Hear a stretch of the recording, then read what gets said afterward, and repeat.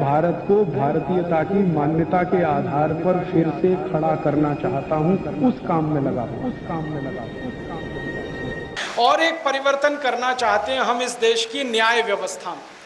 हमारे यहाँ अंग्रेजों के कानून चल रहे हैं, IPC, Indian penal code, CrPC, criminal procedure code, CPC, civil procedure code, ये सब अंग्रेजों के हैं। इनके आधार पर न्याय नहीं मिल सकता, क्योंकि ये अन्याय करने के लिए बनाए गए थे सारे कानून। ये कानून ऐसे गोल गोल जलेबी की तरह से हैं जिनको आप कभी पढ़कर समझ ही नहीं सकते। न्याय कहां मिलेगा? और कारण इसका यही है कि इन कानूनों का इंटरप्रिटेशन करने के लिए बड़े बड़े वकील लगते हैं अदालत में। मैं वादी और दूसरा प्रतिवादी, हमको वकील की जरूरत क्यों होनी चाहिए? मैं सीधे मेरी बात कहूं अदालत में, प्रतिवादी अपनी बात कहे, फैसला आना चाहिए। लेकिन ये कानून जो गोल गोल जलेबी की तरह से बनाए गए हैं, इनके घन चक्कर में वकील लगते हैं हमको। और वकील अपने स्वार्थ सिद्धि में लगे रहते हैं। वकीलों को कभी ये दिल में ही नहीं आता कि मुकदमे का फैसला जल्दी हो जाए। वो कहते हैं तारीख पर तारीख, तारीख पर तारीख पड़ती जाए, हमारी जेब गर्म होती जाए।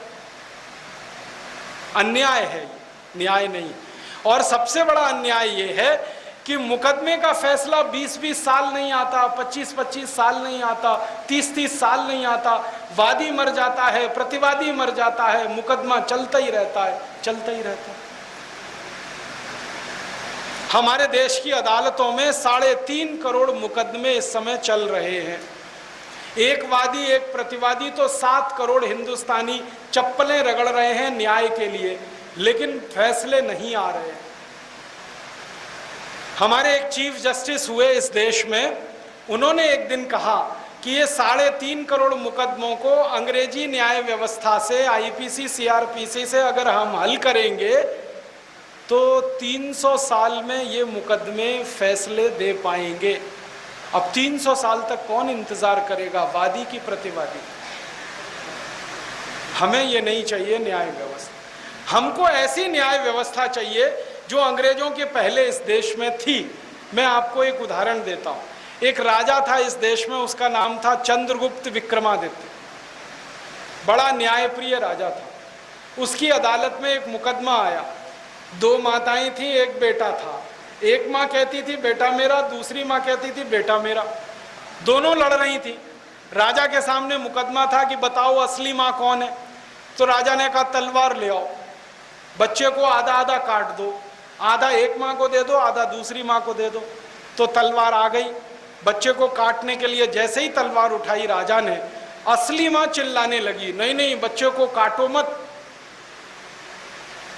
पूरा का पूरा दूसरी माँ को दे दो, जिंदा तो रहेगा। राजा समझ गया असली माँ यही है जो बच्चे को कटता हुआ नहीं देख सकती। राजा ने क्या किया, नकली माँ से बच्चा छीना, असली माँ को दे दिया। मुकदमे का फैसला 2 मिनट में हो गया। ये था भारतीय न्याय।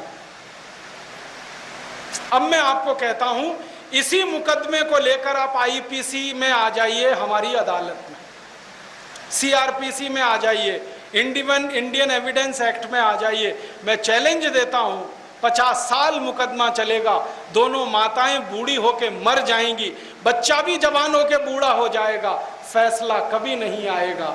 ये अंग्रेजी न्याय व्यवस्था हमको नहीं चाहिए।